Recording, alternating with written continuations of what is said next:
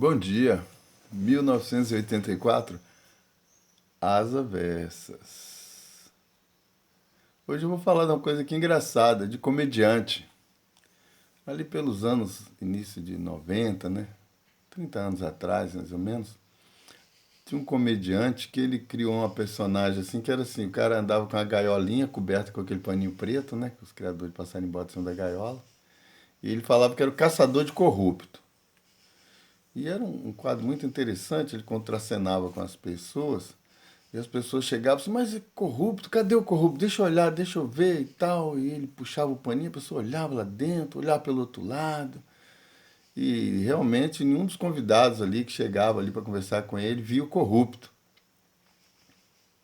E ele falava, rapaz, é difícil mesmo. Corrupto na gaiola é difícil. Agora solto você encontra muitos. E o pessoal conversava, mas esse bicho, por que você quer prender? Rapaz, esse bicho é perigoso. Você pensa bem, há 30 anos atrás ele falando essas coisas, né?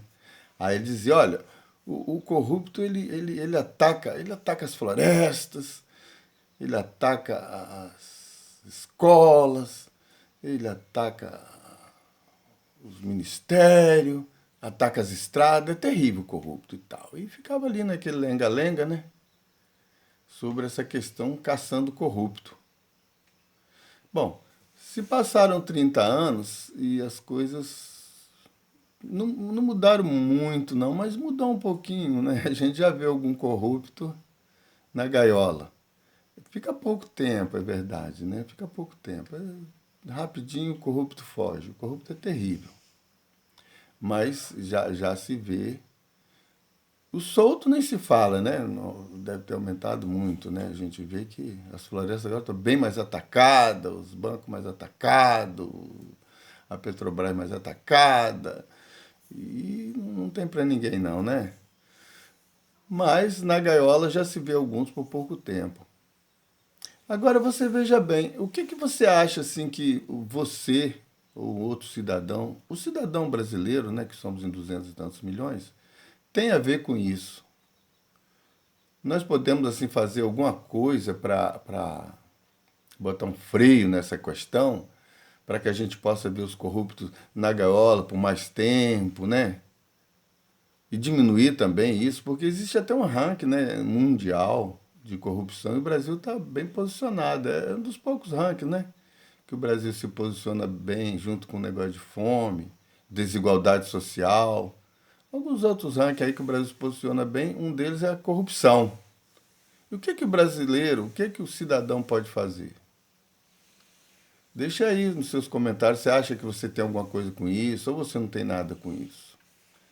A essa altura aqui, a gente não tem como evitar a questão do voto. Não tem como. Porque a única forma, né, que nós temos de ter uma sociedade, né, que responda aos nossos anseios, às nossas necessidades, é votando bem. Não adianta. Não tem outro jeito. Eu fico triste assim que você deve estar até querendo correr, né? Porque quando fala em voto, a pessoa já tem até aquele passa mal, né? Porque até dá vontade até de vomitar, porque logo vem na cabeça dele o político, né? Mas esse aí é que é o ponto. Os corruptos, a bandidagem, né? O pilantra, o político desonesto, ele quer isso mesmo. Ele quer que o cidadão cada dia mais se afaste da política, tenha nojo da política. Porque aí a gente lembra até os gregos, né, dizendo, ó, quando os bons não se preocupam com a política, os maus tomam lugar, vicejam. Então, é nesse desinteresse pela política, nessa ignorância, nesse nojo da política que cada vez toma mais conta do cidadão brasileiro, é que vai vicejando, é nesse lodo que vai vicejando esses pilantras. Então não tem jeito. Assim como você tem preocupações com seus filhos, né? Com a escola dos seus filhos, com o dia a dia da sua casa, a cidadania é inevitável que você se dê conta da importância do voto. Tem um poema muito interessante, né, famosíssimo, né, acho que é de Brecht, que diz sobre o analfabeto político, porque esse é o pior analfabeto, né? Então ele diz lá no poema, né, o analfabeto político bate no peito e diz que não tem menor interesse pela política, mas mal sabe ele que é desse desinteresse que nascem os pilantras, é desse desinteresse que surgem as crianças na rua, é desse desinteresse que surge a prostituição, a corrupção. Então não tem jeito. Porque, inclusive, quando você assim se afasta da política, tem nojo da política, não vota, por exemplo, você está dando um voto, você está abrindo espaço para o que há de pior na sociedade. E nós estamos correndo a largos passos para cada vez essa situação das pessoas se afastarem da política se tornar mais sólida. Porque, veja bem, atualmente nós vivemos uma questão horrível, que é essa polarização. Como se não tivesse jeito. Ou você é A ou você é B. Ou é Fla ou é Flu. Não tem jeito. É um Fla-Flu. Você entra na internet, você não encontra ninguém falando que é possível você deixar de ser Fla ou Flu. Não pode ser outro time, não pode ser. Eu aqui quero dizer sobre um outro caminho, o caminho do meio.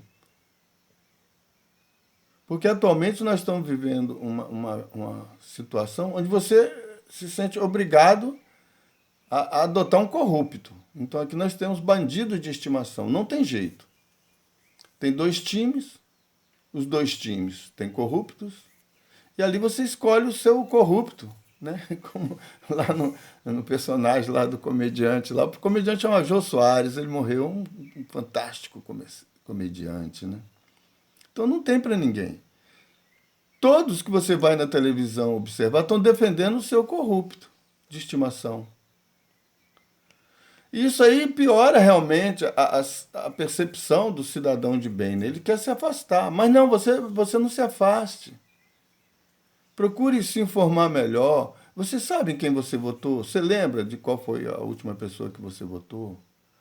Você tem alguma ideia do que ele fez ou deixou de fazer? Então, isso aí é importante. Você é cúmplice do que está aí.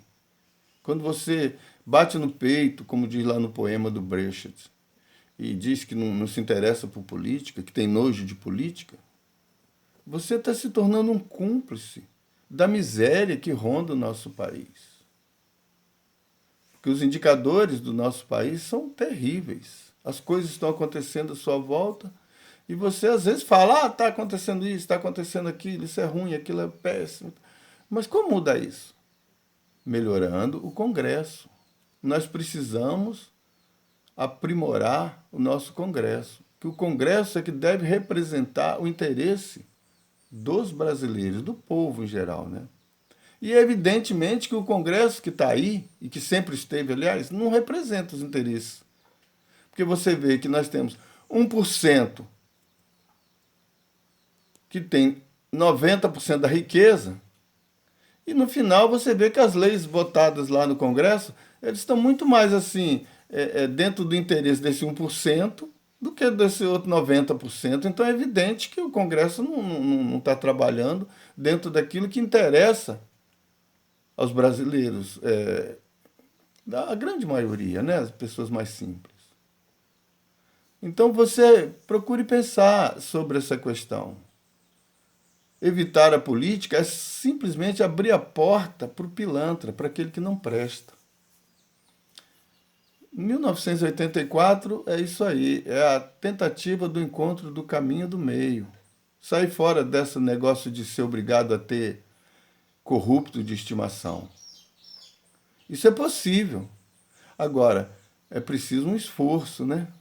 Um esforço de cada um de nós, um interesse em estudar melhor essa questão da política, porque não há como viver de costa para a política. Eu agradeço assim você ter chegado até aqui, muito obrigado. Se puder deixar aquele joinha aí, ó, muito legal. Se puder compartilhar, é melhor ainda, que a gente depende muito da audiência, né, das pessoas, né, que dão apoio, que gostam de ouvir o que a gente quer apresentar para a gente pensar. Eu não estou aqui apresentando algo fechado, mas algo assim para a gente poder pensar um pouquinho melhor, né? Eu diria, pensa alto, né? Muito obrigado aí e até a próxima, viu? Tchau.